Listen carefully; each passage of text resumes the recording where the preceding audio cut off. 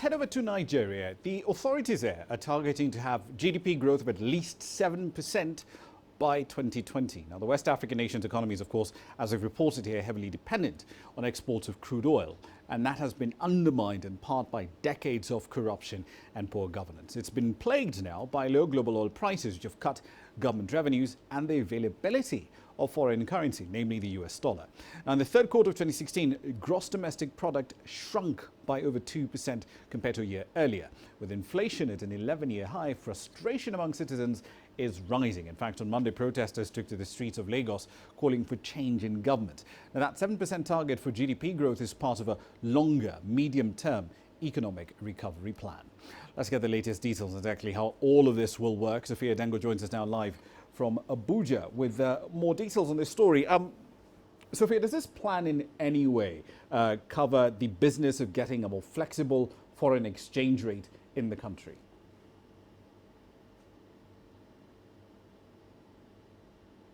All right, unfortunately. Planning and a national budget, Rama, has actually...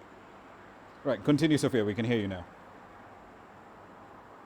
Oh, that's great. As I was saying, Rama, the Minister of Budget and National Planning has really come out strongly to say that Nigeria is not ready to distribute, foreign exchange as it has in the past. The current reserve stands at about $26.5 billion, and that has dropped to the current amount of about $24 billion. And until those numbers change, Nigeria is really not going to be able to supply foreign exchange as it has in the past, really leaving market forces at the moment to determine the exchange rate.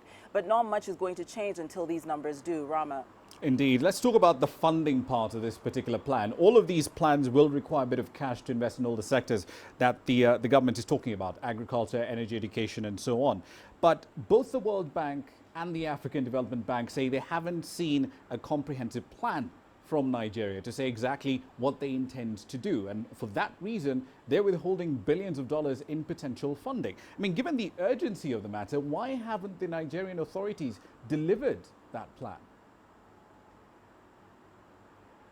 Well, I think really what we have experienced firsthand, not only from analysts in the economic sector, but also from what lawmakers are putting forward, is that Nigeria really can recover from within, putting together about 18 key proposals that can be worked on to improve the current economic conditions. Some like increasing the output of revenue from oil from 1.2 million barrels in terms of output to about 2.2, as was experienced in the past. And also, while that is happening, really focusing on non-oil sectors and accelerating the growth in that area, providing incentives for small and medium-sized enterprises, and also really fixing refineries that can actually produce crude within the country. So it is many of these type of, outlines that have come forward, not only at the Nigerian Senate and Parliament, but also really amongst economic analysts here, saying that perhaps, organizations like the African Development Bank can jump on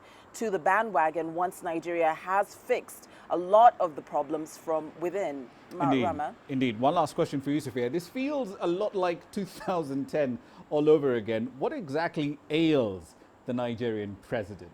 Why is there so much secrecy around this issue? And are we essentially, should we be concerned about this particular incident with Mr. Buhari in the same way that investors were concerned about the former president, Umaru Musa Yar'Adua, in 2010? Well, Rama, you've really touched on the pulse of what is happening here in Nigeria. Today, there were a vast number of protests around the country, and everybody asking fundamentally the question, do the citizens really have access to the private matters of a public servant like President Buhari, or is he privy to not disclosing what his health issue is concerned really to the government? And so, that is really the crux of the discussion here is, will President Buhari be able to open up and really talk about what seems to be the problem? His camp, the presidency, have continuously said that President Buhari will just need a little bit more time petitioning the parliament and really trying to get better and getting back to work. Rama. Indeed. So questions about transparency still out in the open. Thank you for that. That's Sophia Dengo, of course, live in Abuja tonight. Now,